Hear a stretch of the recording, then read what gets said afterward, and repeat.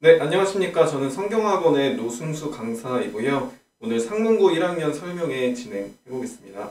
네, 제 강사 소개 드리겠습니다. 저는 고등부 내신 수능 강의 7년차 강사이고요.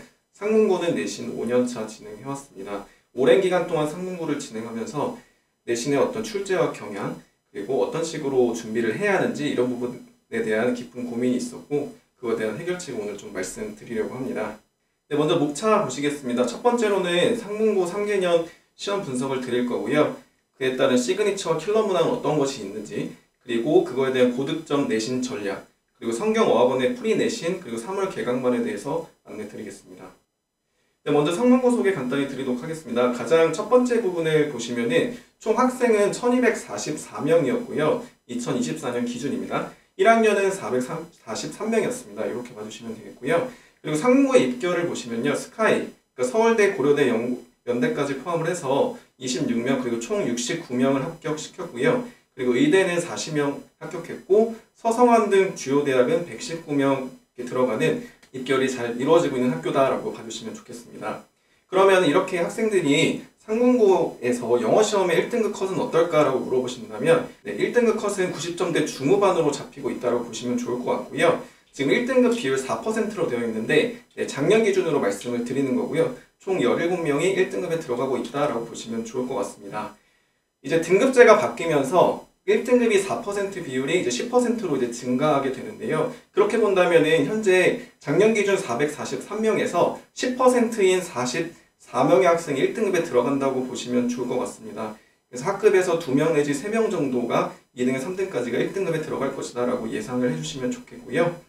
그 부분까지가 이제 1등급 등급 컷이었고요. 그러면 이제 상문고의 영어 내신 스타일은 어떨까라고 한다면은 가장 좀 특징적인 부분은 단어장이 시험 범위에 포함된다는 부분인데요. 그래서 작년 학생들은 어휘끝 수능이라는 단어장을 배부받아서 1년 내내 이제 시험을 보고 있고요. 그 책으로 2학년, 3학년까지 계속해서 내신 시험에 들어간다라고 보시면 좋을 것 같습니다. 그리고 상문고에서 가장 좀 특징적인 부분은 대부분 수능 유형으로 바뀌어서 출제가 되고 있지만 어법을 좀 어렵게 출제를 하면서 상위권을 변별해내고 있다라고 좀 봐주시면 좋을 것 같아요. 그래서 그런 부분에 있어서 상세한 부분들 이어서 설명을 드리겠습니다.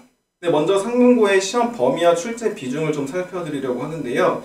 상문고는 사립계 고등학교로서 선생님이 바뀌시지 않고 특히 영어 시험의 출제 경향, 시험 범위나 이런 것들이 항상 일정하게 가고 있다라고 좀 보시면 좋을 것 같아요. 그래서 3개년을 놓고 봤을 때도 가장 상단에 있는 시험 범위는 크게 변하지 않게 되고 있는데요. 부교재 30지문, 그리고 고1 모의고사, 단어교재, 그리고 교과서 이런 순서대로 이제 진행이 되겠는데요. 네, 그래서 부교재라는 거는 이제 학생들이 3월에 입학하게 됐을 때 받게 되는 어떤 부교재 교재가 있습니다. 거기 안으로 좀 살펴보시면은 고1 같은 경우는 고등학교 1학년, 2학년 모의고사가 이제 들어가 있게 되는데요. 그래서 이 모의고사는 현재 25년, 그러니까 작년 2024년에 있었던 고1 모의고사 4회분과 고2 모의고사 4회분, 총 8회분에 해당되는 지문이 120개가 들어가고 있다고 보시면 될 것 같습니다. 그래서 제가 여기 예상 범위 선행이란 말을 좀 말씀을 드렸는데 기본적으로 상문고는 그 범위가 어느 정도 예상이 되기 때문에 미리 학습을 했을 때 좀 유리할 수 있다고 좀 봐주시면 좋을 것 같고요. 그 부분이 이제 시험 범위로 들어가게 된다 보시면 되겠고요. 그리고 고1 모의고사 8지문이라고 했었던 부분은 이제 학생들이 올해 보게 될 모의고사가 시험에 들어간다고 보시면 될 것 같습니다.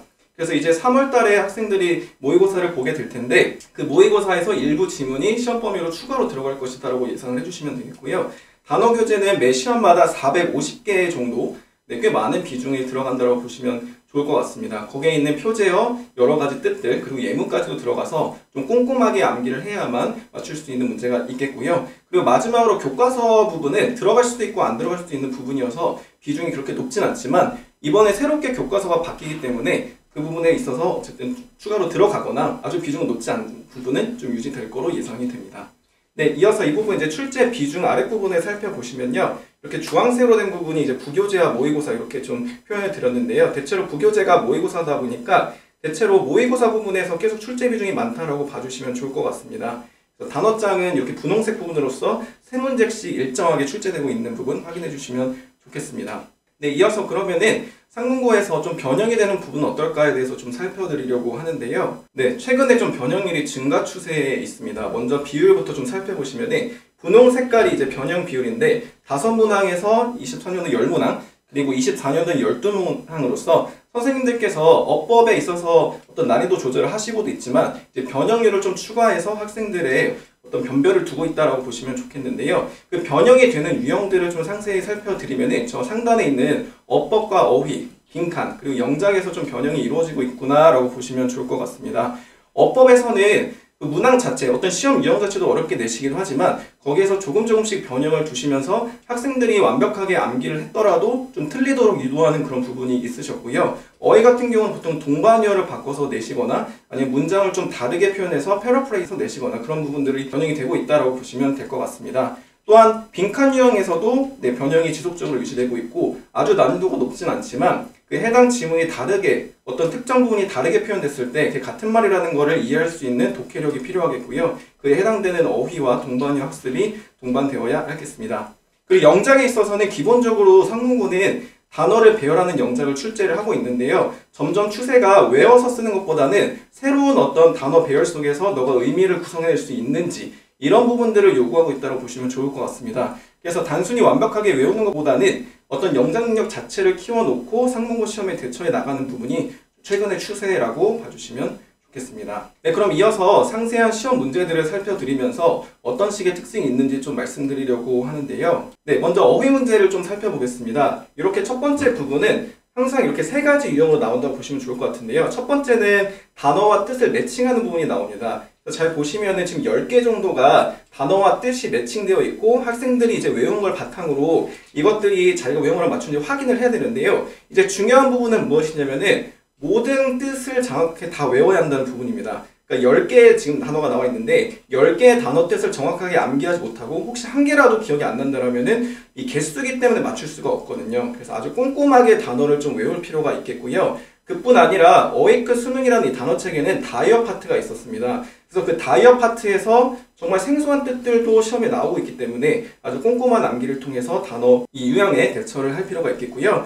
두 번째는 이제 예문 적용되는 부분인데요. 그 단어책에 있는 예문이 있습니다. 그래서 그 예문을 등장해 놓고 다른 단어로 바꿔서 내시거나 이런 식으로 출제를 하시는데 최근 경향을 보면은 단어 뜻이 정확히 기억나는지 그 문맥이 다른 데로 바뀌었을 때도 적용이 되는지를 물어보시는 분이 많았습니다. 그러니까 다시 말씀드려서 저 12번 문항 같은 경우는 한 3개 정도는 아예 새로운 예문이었습니다. 그래서 학생들이 단어 뜻을 기억하고 그 문맥에서 적용해낼 수 있는지까지 좀 보셨던 부분이었고요. 저 마지막 끝부분에 있는 서술형 문항 같은 경우는 예문이 똑같이 주어지고 저기서는 예문이 다른 게 나오진 않습니다. 그 책에 있는 예문인데 그 예문에 이제 빈칸을 채울 수 있도록 나오는 부분이 나온다고 보시면 좋을 것 같습니다. 그래서 이렇게 해서 단어장 문제는 서술형까지 포함했을 때 약 11점에서 12점 배점이기 때문에 상위권을 노린 학생들은 반드시 여기서 꼼꼼한 암기를 통해서 점수를 받아야 하는 부분이다라고 봐주시면 좋겠습니다. 네, 이어서 상문고의 시그니처 문형이죠. 네, 영영풀이 부분인데요. 보시면은 이렇게 지문이 학생들이 학습한 부분이었고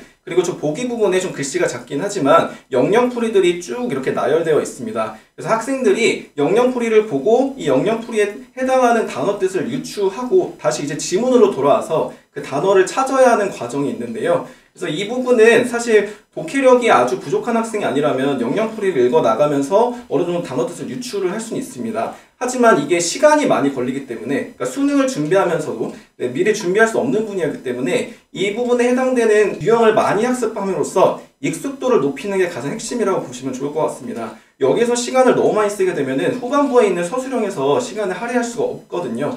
그래서 이 유형을 많이 연습하고 익숙해지면서 이걸 해결해 나가는 방법이 필요하겠습니다. 단 한 문제지만 이 하나로 1등급이 갈릴 수 있기 때문에 난이도 있지만 연습을 통해서 꼭 극복해야 하는 유형으로 봐주시면 좋을 것 같습니다. 네, 이제 어법 문항 아까 킬러라고 좀 말씀을 드렸는데 어떻게 나오는지 좀 살펴드리려고 합니다. 보시면은 첫 번째로 이제 두 문항씩 나오고 있는 틀린 것 모두 고르기인데요. 이 부분에 보시면 수능 어법과는 좀 차이점이 수능 어법은 5개의 밑줄이 쳐져 있고 그 중에 하나의 틀린 거를 찾으면 되는 부분이었지만 여기는 밑줄이 6개의 문항이 쳐져 있습니다. 그리고 틀린 걸 모두 고르라고 했기 때문에 하나가 틀렸는지 2개가 틀렸는지 혹은 3개가 틀렸는지 좀 알 수가 없습니다. 문장 하나하나를 읽어 나가면서 어떤 부분에서 좀 잘못된 부분이 있는지를 확인해야 되는 부분인데요. 그래서 학생들이 첫 번째 중간고사에서 많이 하는 실수가 이 부분에 대한 트레이닝을 많이 안 하고 들어갔을 때 여기에서 시간을 너무 많이 투자하고 그로 인해서 뒷부분에 서술형을 못 쓰는 그런 경우들도 좀 불상사가 생기거든요. 그래서 이 부분을 상문고 유형으로 충분한 연습을 통해서 익숙도를 높이고 빠르게 어법 포인트를 찾아내는 훈련이 필요하다고 보시면 될 것 같습니다.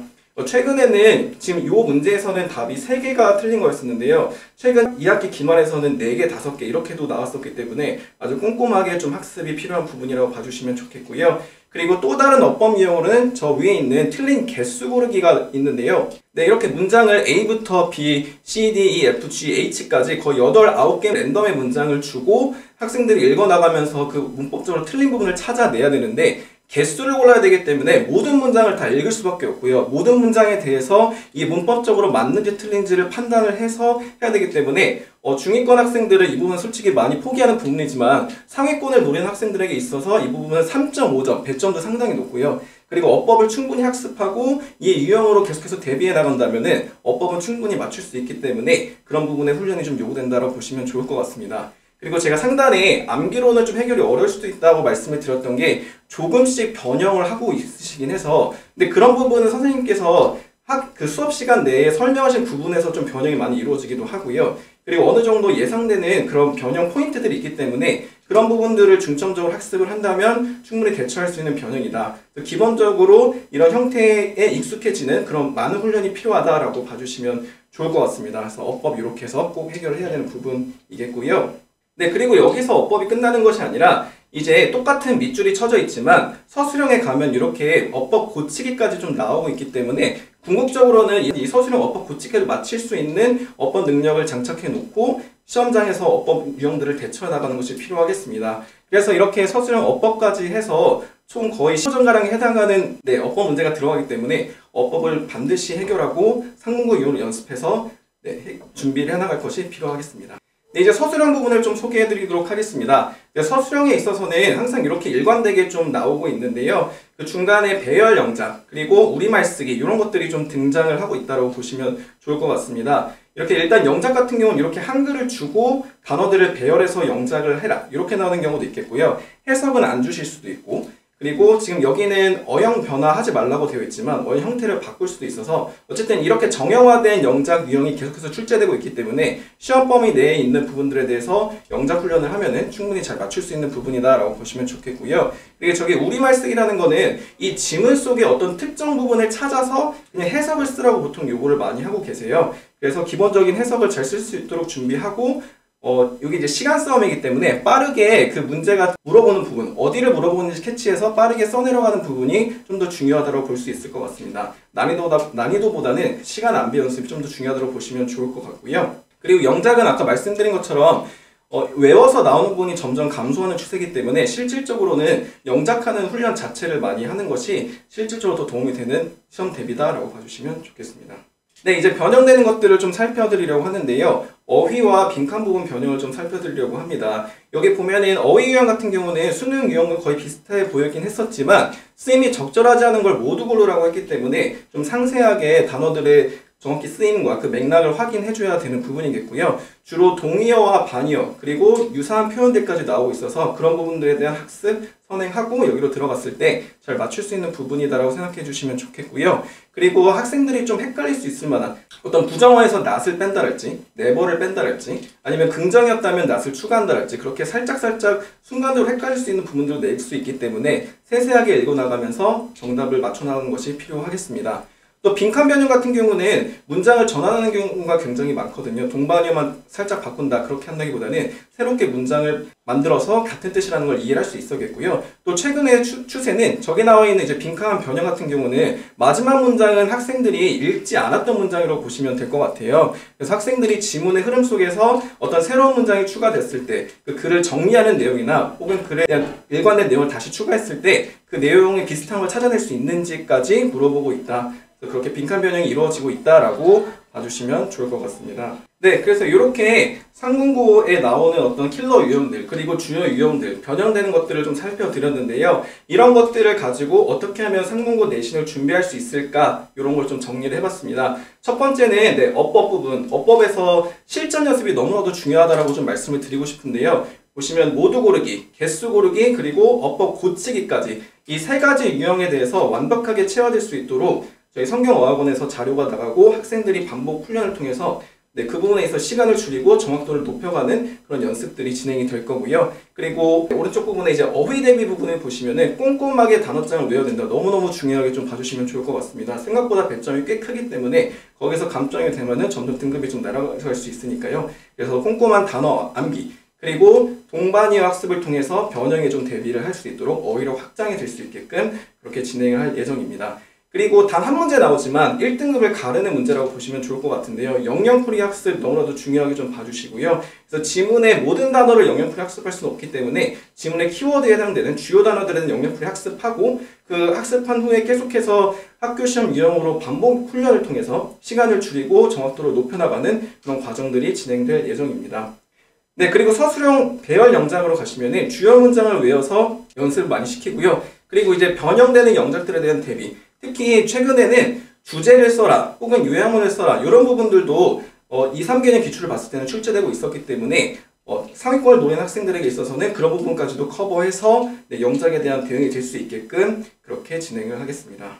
네, 저희 학원에서 사용하는 자료들 좀 살펴드리려고 하는데요. 먼저 꼼꼼한 필기본을 매 시간 학생들에게 제공을 하게 되는데 여기에 들어가는 내용은 학생들이 필요한 어법 포인트, 그리고 동의어, 반의어, 확장되는 어휘들, 그리고 외워야 하는 주요 문장들을 표시해서 학생들이 이해할 수 있도록 담아두었고요. 그리고 글의 흐름을 확실하게 정리할 수 있는 마인드맵도 제공되어 있어서 학생들이 이 페이지만 보고도 나올 수 있는 어떤 시험 포인트, 그리고 지문의 흐름을 완벽하게 이해할 수 있도록 꼼꼼한 필기본이 제공된다라고 보시면 좋을 것 같습니다.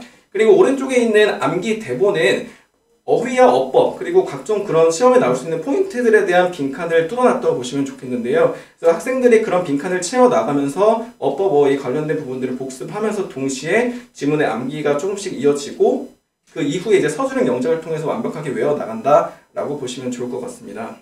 네, 그리고 이렇게 학생들이 한 주 수업을 하고 그 다음 주에 오는 동안 해야 할 일은 이 위클리 복습 시험을 준비를 해야 되는데요. 근데 중요한 부분은 이 위클리 복습 시험이 단순히 학생들이 배웠던 내용을 상기하도록 유도하는 것이 아니라 그 배웠던 게 학교 상문고 시험으로 나왔을 때 어떤 모습일지를 물어보는 부분이거든요. 아까 보여드렸던 기출문제 방식으로 똑같이 학생들이 상문고 스타일의 위클리 복습 시험을 본다라고 보시면 좋을 것 같습니다. 그래서 배운 내용을 상문고 스타일로 자꾸 자신을 맞춰나가는 과정이 진행되고 어떤 부분이 취약한지를 지속적으로 확인할 수 있는 부분이다라고 보시면 좋겠고요. 그리고 이렇게 수업을 진행해 나가면서 미리 보는 중간고사 저 부분에 있는데요. 그래서 총 3회 진행을 하게 되겠고요. 학교 시험과 동일한 환경에서 진행된다고 보시면 될 것 같습니다. 총 50분 시험 시간, 그리고 문항수와 동일하게, 그리고 OMR 마킹까지 해봐서 자기가 정말 시간 안에 풀 수 있는지, 그리고 어떤 부분은 좀 잘 안 되고 어떤 부분은 잘 되고 있는지 이런 부분들을 면밀히 확인하고 지속적으로 개선해 나가는 그런 과정이 있다라고 보시면 좋을 것 같습니다.